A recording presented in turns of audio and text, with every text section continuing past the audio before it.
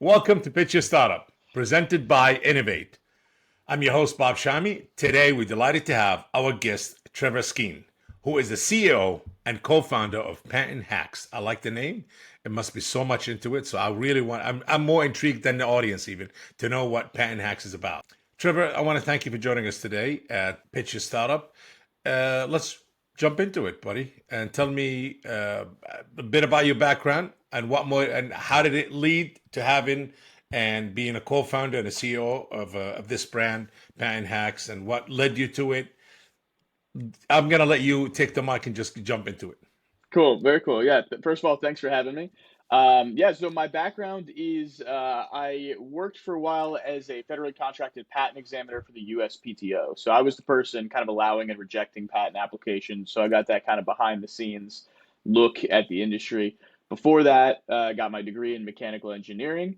And before that, all the way to high school is when I had a lot of big ideas. I was always an idea guy. So this is kind of really where it started. So all the way back to high school, I always had, like I said, ideas. I was always kind of thinking, like, what are cool things you could do to kind of like help people, right? And my big idea back in the day used to be this concept. And I used to say to everyone, like, what do you do when you lose your phone? We're talking 2010 when cell phones like barely had apps on them yet, right? And I was like, what do you do when you lose your phone? Everyone would be like, well, I call it and it rings and or vibrates and I find it. I go, cool, cool, yeah, me too. What do you do when you lose your keys? And everybody would just kind of stop. They go, I don't know. I guess I just look and try to retrace my steps and hope I can find them. And I'd be like, yeah, cool, me too. Wouldn't it be great if you could ping your keys or your wallet the way you can your phone and find them? Yeah. So that was my big idea back in the day. And when I was looking into the cost of a patent at the time, I saw that it was going to cost 25 grand. And at that time, I was like, I don't have anywhere near 25 grand to spend on a patent. So I guess I'll just work on this over time, kind of kick the can down the road. And this will be my big idea I work on. 2 years from that day, it came to fruition in another company called Tile, and Tile sold for over $200 million. So I'm very familiar with the idea of like having that cool idea. Everyone tells you like, oh, that's the great idea. You should go after that. And you just don't have the money because it costs too much to protect it. And you're like, what if I invest all this time and effort and then it gets stolen or whatever, and then you lose out on it and you wasted all that time and effort.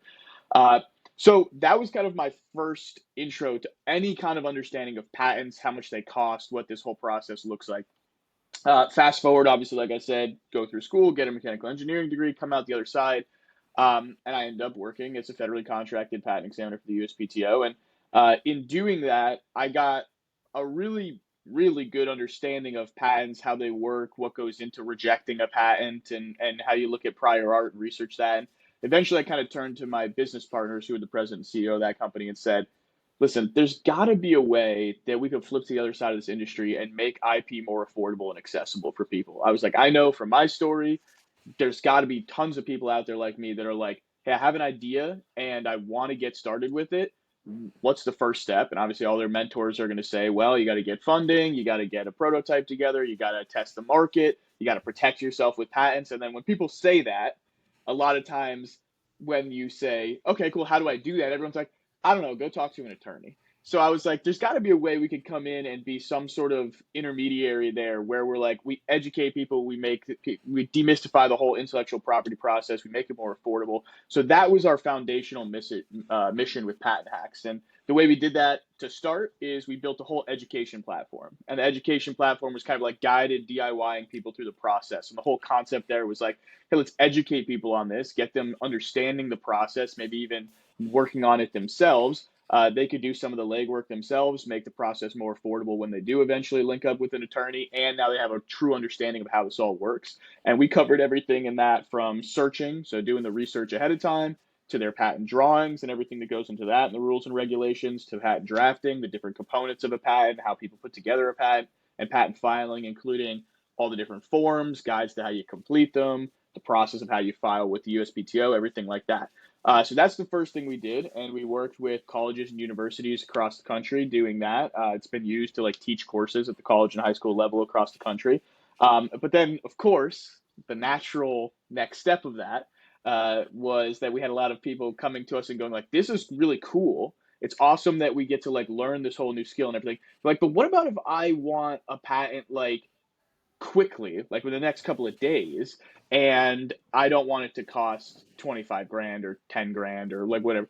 And we were for the longest time we were like, well, we can't really, how are we going to do that for you, because we have to pay an attorney and then front the cost to you, and even if we find competitive attorney rates, it's still going to cost a bunch of money. It defeats the whole purpose of the concept. So with the onset of new different softwares and stuff, we've been able to aggregate and put our professional experience and resources and stuff together to build a patent prep service that came out last year, end of Q1 last year. And so what that is, it's addressing exactly what those people are requesting. And essentially what happens is they come to us, they bring an invention description, patent drawings and prior art research preferably, but the only true requirement is an invention description. And what we do is we build that entire first draft of a patent application for them so that they have something to bring to an attorney as that first step. So it makes the whole process more efficient, right? Because a lot of times, if an attorney quotes you 40 hours for work, and then they're not going to sit down and work 9 to 5 for the next 5 business days and just get your project done. They're very busy people that have a lot of other stuff going on. So a lot of times that 40-hour quote of work might come out to 3, 4, 5, 6 weeks of work. So when you come to us and we have a 48-hour turnaround time generally, and we're getting these projects back to you, and you get it right to your attorney can kind of pick up and polish it and get that filing done for you. It drastically reduces the amount of time they have to work on your project, and therefore reduces the cost, and kind of streamlines the process for everybody, makes it nice and straightforward. So you started the platform, Pan Hacks, from an informative educational platform for people who wants to, patent their ideas, their product, their prototype, whatever it is they built, the invention, let's just Yep. say, idea slash invention. And then you went into a preparation platform also. It was like, you know what? Let us help you now. We have the technology, we built it. Let's help you in the next step. Now you understand. Now let us prepare all the paperwork, all the documents, all the filings, all the application, all the drawings that needed to be with it, everything else. And then to what I say, there's another step coming soon at Pan Hacks where it's going to be, you know what? We're going to also do the filing now. We have our AI legal technology that able going to look at everything, make sure it's correct, and file it for you. Yeah, I would never say never, but what we've done beyond that point is actually we've partnered with some really great partners, from a standpoint of patenting, where we partnered with the patent attorney firm. We found one that has the same philosophy as us, that where they take the approach of like, hey, patents should be, a flat cost. We should be able to give you a project cost of this is how much Yes. it's going to cost, and that can be a quote that grows the more effort they put in over time. And so they are kind of our partners. It's Menlo Park Patents. They're based out of New York, and they're our partners that we kind of send people over to. So once people get their So applications that's ready, coming. So I would say that's coming, where yeah, everything all in one place. Like, I don't have to go to different places. I come in, mhm, I learn about it, I get my paperwork, all my documents filled out, the drawings, everything, and also the submission. yeah, yeah, Wow. yeah. In essence, you come to us, you get us to do the prep, and then we have a really great relationship with them where we can pass things directly on to them. It's really, however the client wants to do things, because from a privacy standpoint, obviously, what we can do is just send stuff to the client first, and then let the client, Yeah. be the one to transfer information to them. But really, whatever way they want to do it, yeah, we can make it pretty seamless for them. And we found that Amazing. people appreciate that, right? Because a lot of times, if you're just a step in the process and then you hand something back to them and you're like, all right, we did this for you. Good luck the rest of the way. Glad to be, thanks for being a client. They're like, cool, but now I have to figure out we like to just give them that end to end process where they get to be like, all right, cool, we're going to connect you with our attorney partners, and whether they want to kind of do it inside with us or go straight to them, whatever they want to do it, we can do that for them. I mean, I have to say, Pan Hacks right now, it's really needed. There's a flood of entrepreneurs, innovative or inventors, also and innovative entrepreneurs right now, especially with AI becoming so popular in the Mhm. market that there's everybody jumping on a bandwagon, and a lot of these innovators, creators, engineers, founders, building all these new AI tools, whatever fields it's meant to be in, they need to patent the whole idea of theirs. Yeah. They have to, yeah, they need to have all the proper documents. And this, I think this is one of the biggest things that a lot of inventors, if fresh founders or new founders or new startup founders of tech AI tools or technology product or softwares that holds them back when it comes to patent, because this is money needed to be paid immediately right away, and you Yeah. need attorney and you need this and that. So you guys came in the right timing, actually. I mean, yes, if you guys been around longer, it would be great, but it happened that you guys came in now, which is not late, not too late at all, because it's needed. Do you Yeah. think that a lot of startups with ideas and inventions, uh, patent patenting is one of the things that really holds them back, and sometimes the product doesn't go forward, or gets failed, or doesn't get funded, or gets Uh, stolen, the idea gets stolen? yeah. So good question. There's a few things you mentioned in there. Funding is the big one that I found recently in the past year or so when I've talked to myself to a bunch of VC firms, and I've talked to a bunch of different partners, prospective clients, and stuff like that who have worked with VC firms. And it's a major thing in the investing world that they want to see that you have a patent, right? Anyone that watched Shark Tank knows one of their first Yes, questions when they come up with a yes, product is, "Do you have a patent?" And yes, obviously, to your point, the reason for that is multiple. There's multiple reasons for that. One of them is obviously the protection, right? If you are protected, if you're got a patent in place, they feel a little bit more comfortable from a risk reward standpoint that somebody can't just come right into the industry and push you out. The other thing is obviously it's an asset, right? Like if the company goes under, but you have a valuable patent, you could always license that in perpetuity and just keep making money off of that patent that they, in essence own through investing in your company. If you go under and you can't pay them back, then they could probably get access to that patent. They can either sell it or license it and recoup some of that investment. So they're looking at it in a lot of different ways to say like, hey, that patent is kind of our safety net there a little bit in some of these investments. Obviously, the quality of the patent matters for that. But we've seen clients even come to us. We had a client that came to us and said, "Hey, we have a $10 million investment secured, agreed upon from two different sources. Like right off the bat, they're like, 100%, we love what you're doing. We want to invest in you."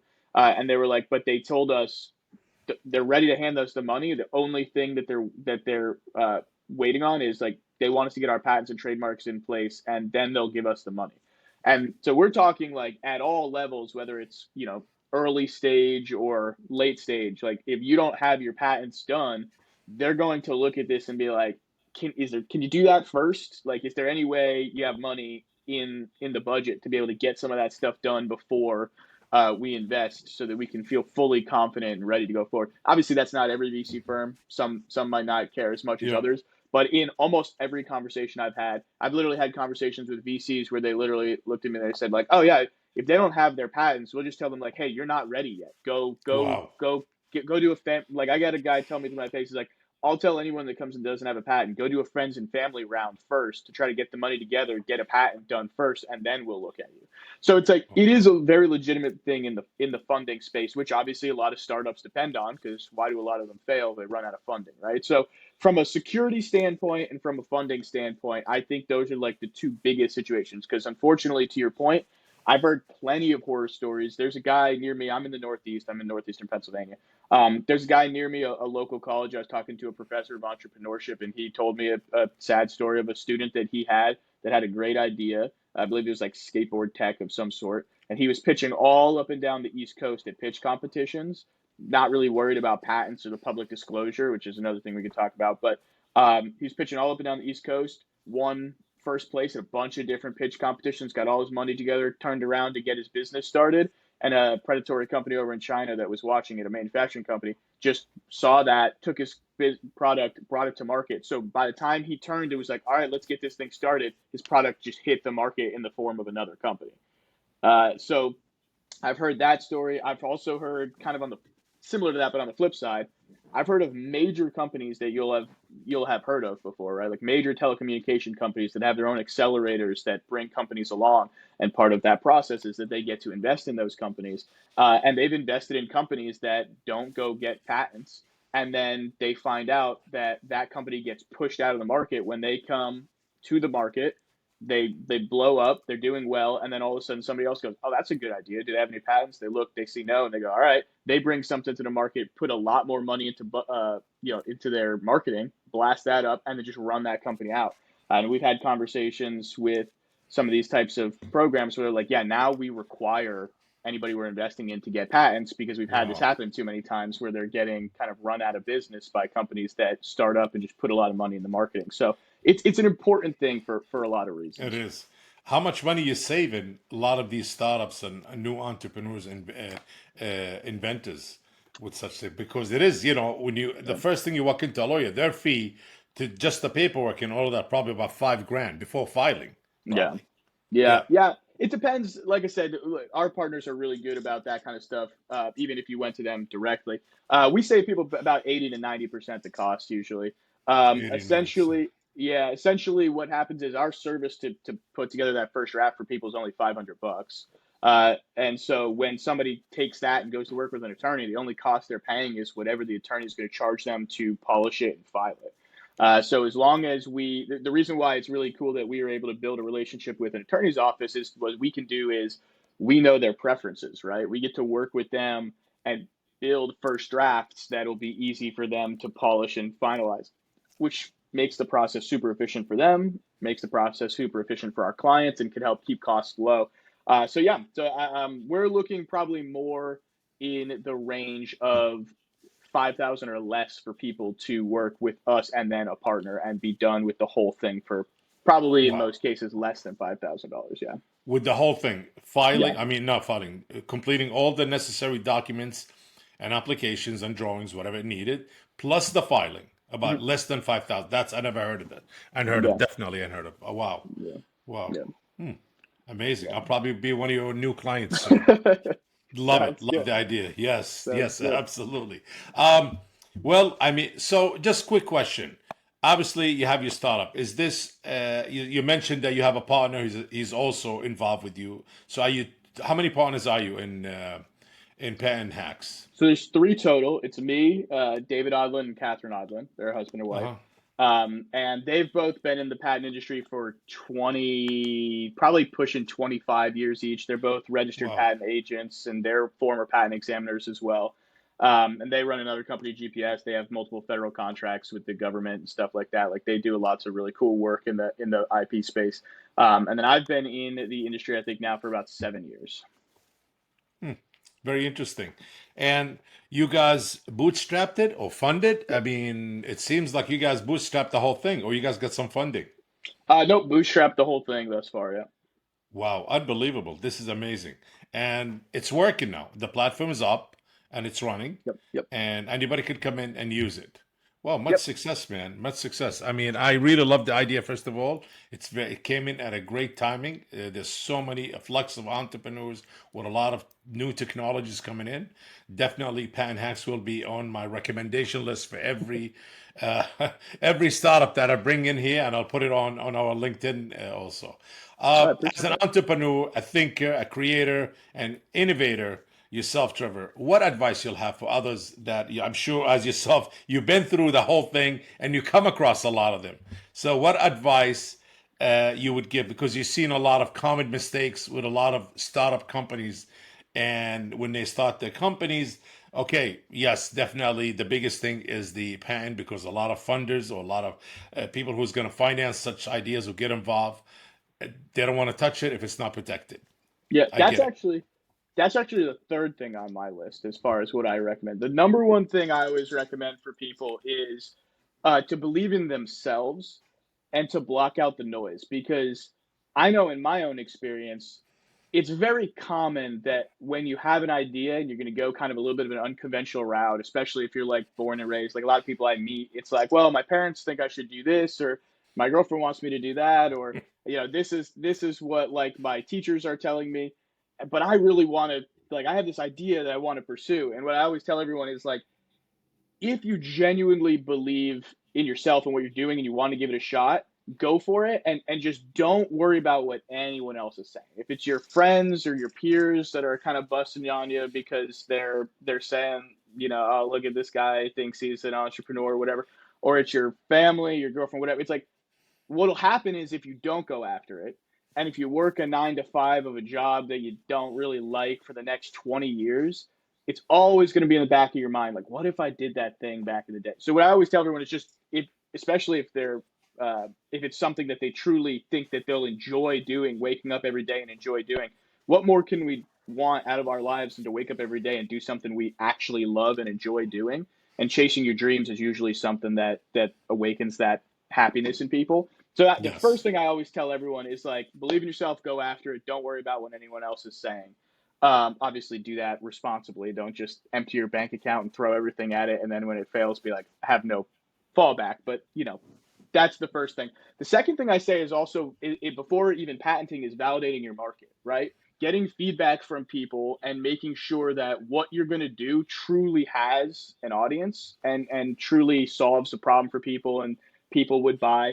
Obviously, you have to toe the line from an IP perspective of like doing a public disclosure. Like you don't want to just put out there what you're doing in detail and kind of mess up your patent opportunities. But what you do want to do, obviously, is if you can survey an audience, if you can find a way to even in real life ask some people, if it's like if you're a college kid and you're developing something that's going to help other college kids, ask your peers. Go, survey people on campus and say, is this something you would use? Find a way to validate what you're doing before you do it, because obviously that'll also help in your investment pitches and everything like that. If you can show tangible data that you actually, have something people want. And then the third thing I say, obviously, is protecting yourself, with the patents and IP, because obviously, like we discussed in this conversation, it'll help you in your funding journey. It'll help you when you're trying to protect yourself from others who might try to kind of run you out of business or come in and steal some of your market share. So that's kind of like in those orders. I think first things first, you get your mental right. You get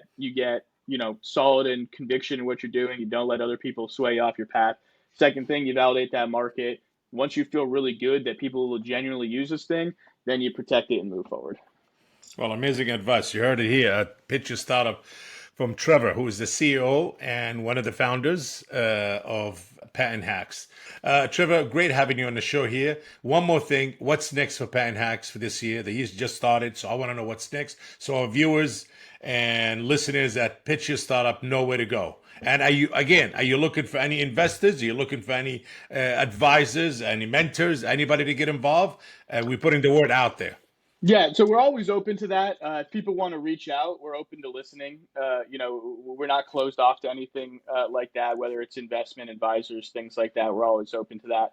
And then for what we're up to this year, it's a lot of bringing our services, especially on the B2B sides. We're looking to bring our services kind of more to we're trying to meet the people where they're going. So whether it's accelerators or high tech output types of programs that are supporting startups and things like that, when we could get connected with accelerators and say, hey, let's do a partnership here where we can help get our services in the hands of these startup cohorts that you're nurturing.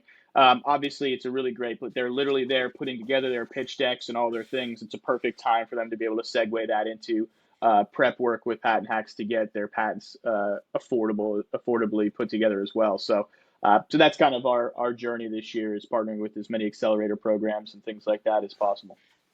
Very smart move. Again, something that needed. Again, great for a lot of these new startup companies out there with great inventions. Trevor, I want to say thank you for joining us today. This will wrap it up for our Pitch Your Startup. And I want to thank our listeners for tuning in. Don't forget to follow, subscribe, like, and share. That will wrap it up for today's episode of Pitch Your Startup. Trevor, thanks again, my friend. Appreciate it. Thanks for having me.